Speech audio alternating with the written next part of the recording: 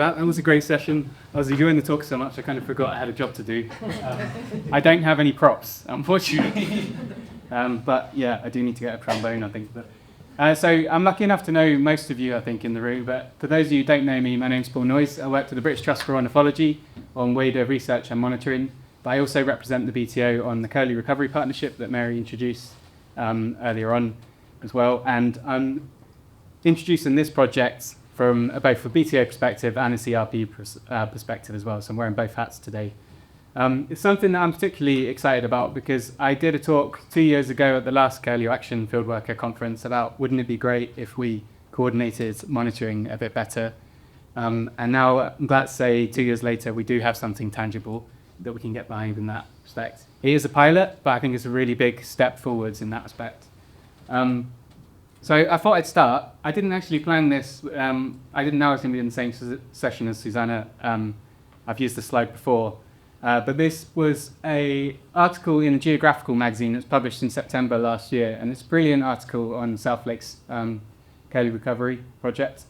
But there was one line in particular that caught my eye when I was reading it.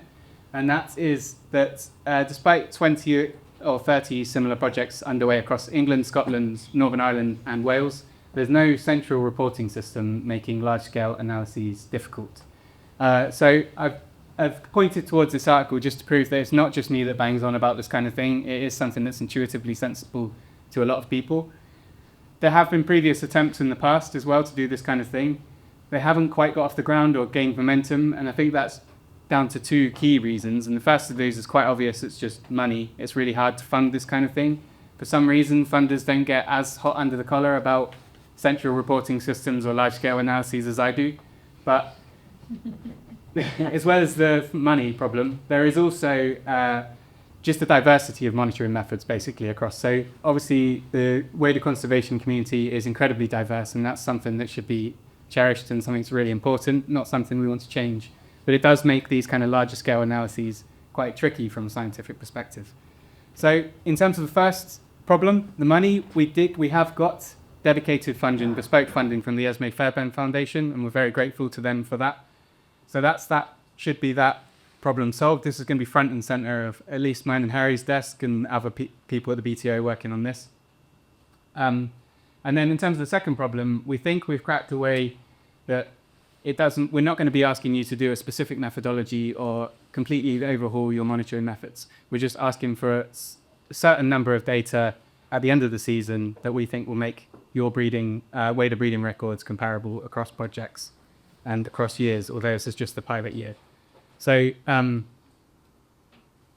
talk a little bit more about the data in a minute, but I just wanted to start really front and center because the main takeaway from this talk is please engage with the project. There's lots of you in this room monitoring waders in different ways, especially Curlew. So I've put a pretty big QR code, so I'm hoping you can hit that from the back of the room if anyone wants to. Feel free to do it now, but if you don't want to do that now, we've got a stall opposite, next to the Curlew Action 1, opposite the Curlew stall as well, so you can come and talk to myself, Harry, or Ryan Burrell, the Curlew Recovery Partnership Director, at any point over the weekend. We'll be manning that stall if you want to have a bit more of a detailed conversation about whether your project it can submit records for what we're asking for. But essentially, the project web pages are live now, they're up and running, so visit the web page. We've got a sign-up form if you want to register your interest. That's the only way you're going to be able to receive email updates about the project, so please do that. And then crucially, like I say, we're not asking you to adopt new monitoring methods, but it would be really helpful if you can look through the project guidance and the project web pages to look exactly what we will be asking for at the end of the year.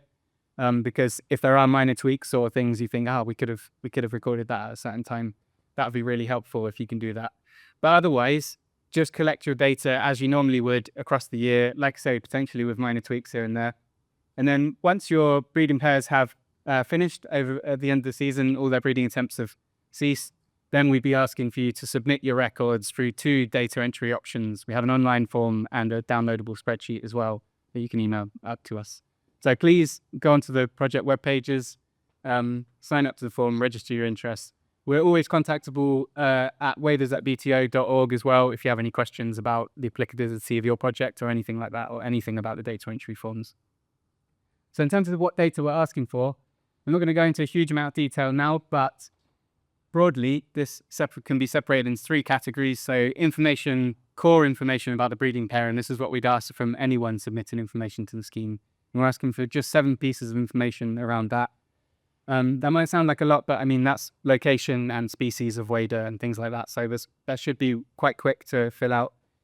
If you do find nesting attempts and monitor them, then there's the opportunity to submit records, nest records as well. And we're asking for 24 pieces of information on that, which might sound like a lot. But like I say, a lot of these, it should be quite easy to tick off. And then also, we're asking for information about brood rearing attempts as well. So there's that core information and then these 2 optional categories. So you could monitor a breeding pair and just the brood rearing attempts if you don't find nests. Or equally, you could just monitor the breeding pair, find a nesting attempt, and if you don't monitor broods, you can drop that part. The key thing I want to get across here is that we're not asking, you don't have to provide every piece of information with this as well. So please just engage with the scheme. Submit what information you can, but we're not asking for all 48 pieces of information in total. Brilliant if you can submit that, but you just submit what you can. And then a big part of this project is planning about what practitioners on the ground can provide us as well. So in terms of the after the field season, you have until the 16th of October this year to provide your breeding records back to us through those 2 data entry options. And then in early winter, Harry and I will be collating and summarizing what we've received. So if we don't receive anything, we'll be twiddling our thumbs. So please do engage with the scheme. And then we're aiming for late winter 26-27. We're hoping to publish an open access pilot report as well, summarizing these information. So that's pretty much it from me. I just want to finish on some final messages, and that the worst thing that could happen at the end of this year is that we just heard nothing, radio silence. So please engage, even if you think, we're asking for way too much or the way we've designed it is rubbish. We want to know that, because that's going to be a really important bit of feedback from the pilot report as well. So if stuff is rubbish, tell us. Hopefully it's not. But and the other key thing is that this is the first step. So Jenny was really helpful teeing me up in terms of the importance of citizen science for waders, but also making the point that multi-year data is going to be really, really crucial. So we only have funding for this pilot year, but then that means it's so important to get behind it this year so that we can look for funding in future years and do this kind of thing over many years. We want to build something bigger, better, and longer term as well for that. So the last point I want to make is this is quite one directional in the pilot phase. So we are just asking for your records. We're going to be summarizing these in an open access report, but we do want to help people. I get contacted a lot through the waivers at BTO email address about people wanting help with analysis and reporting for their projects. We want to do more of that kind of thing when we have more dedicated longer term funding as well. So I'll leave it with that. Like I said, the QR code's on the screen, and we're at the stall all weekend if people want to get in touch with us. And yeah, just say happy monitoring 2026. Get out there, get some wader breeding records, and crucially return them, please. Okay, so